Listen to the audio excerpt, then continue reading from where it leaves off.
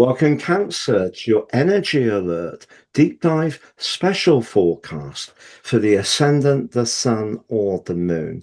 From the 28th to the 30th of June, there's a huge amount of planetary activity. Some of it is very high energy, and some of it could be incredibly exhausting. On the screen is your event chart of the Capricorn full moon.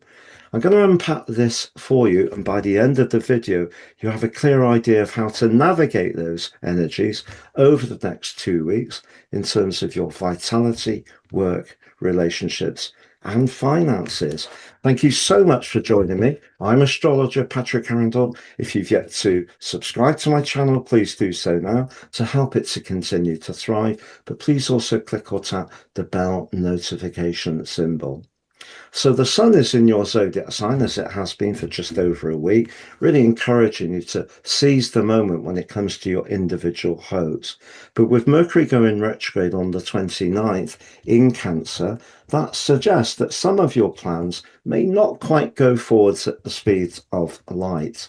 On the other side of the heavens, the strawberry full moon in the earthy Capricorn is very much about containment. You're very much more about emotional intelligence, nurture, but you are a cardinal sign, as is Capricorn, but they are confronted in an apex by Neptune, which is right at the top of your chart. So Neptune becomes, if you like, the pressure valve for the tension between the sun and the moon.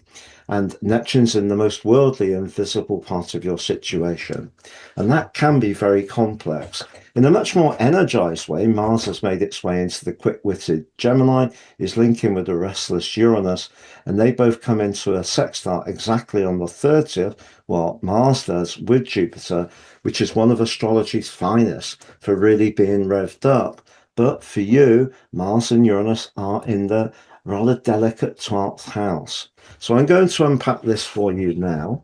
So in terms of Neptune, let's think about Neptune can be inspirational. Your imagination could be really very strong at this time. If you do work in any kind of leadership role, Neptune in Aries, very cardinal as well. So it's about taking the lead, where you're showing your ideas, your imagination, your flair, your creativity in a visible way, which is appreciated. That can be very good.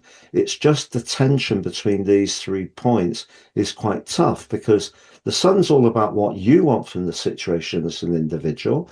The moon's very much more about what other people may want from you. And Neptune could be about what other people want from you in terms of your professional situation. So balancing those 3 cardinal energies could lead to the Neptunian vibe of being confused or perhaps a little overwhelmed. And there could be a bit of an oscillation between what you want for yourself, what you want to give to others, what you feel you should be doing at work. Really quite challenging. So the one thing you mustn't be is too idealistic. And it's really important that if you're not quite sure about your life direction, you don't make any instant decisions based on the high octane link between Mars and Uranus, which can be making us all very restless, linking to Jupiter moving into your second house, which can be about money. And believe me, Jupiter can really be good for you over the next year. But it's what you're doing in your inner world that's going to be important. So if you're too caught up with the professional situation or what people expect of you, or that is a part of your life that you're unsure of at the present time, that can be very draining. So the best way to deal with this, I think, is to tune into that protective part of your nature. Stay open to other people. Don't close down your brilliant imagination and flair, but also be realistic about where you can apply it. So if you're more of an artisan, you're more of a bohemian, you have an opportunity to express yourself on your own terms, it's not going to be so much of an issue. If you are trying to exist in some kind of big, inflexible organization, I think this particular event could give you a lot of desire to actually just step back inside of yourself and take a few weeks to really consider exactly what your long-term plan should be. I'm going to summarize those 4 areas of vitality, work, relationships, and finances next, Cancer. But just to say, I've slashed the price of my personal horoscope reports. It's now 3 for the price of 1. The one you pay for is your life roadmap, helps us to understand our life patterns. 3, your 12 months transit, and also your draconic soul karmic analysis. Please see below for more. 3 for the price of 1.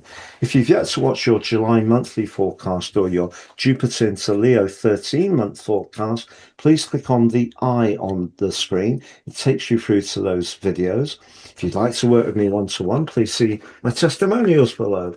If you've yet to sign up for your free daily written horoscope, you can do so below and get your early day celestial pit stop fired to your device each morning. So to summarize, energy in a neat physical sense comes, I think, from Mars, and that's in your 12th house. If you're feeling unsettled at the moment, and we know full moons can create a welter of energy, if you're feeling unsettled and you don't feel you can really express your voice clearly, perhaps because of the expectations of others, or because at work it's rather confusing, just take a little time to self-soothe, give yourself a narrative, very Gemini, of what you might do, just giving yourself a little bit of space to breathe. You don't need to take instant action.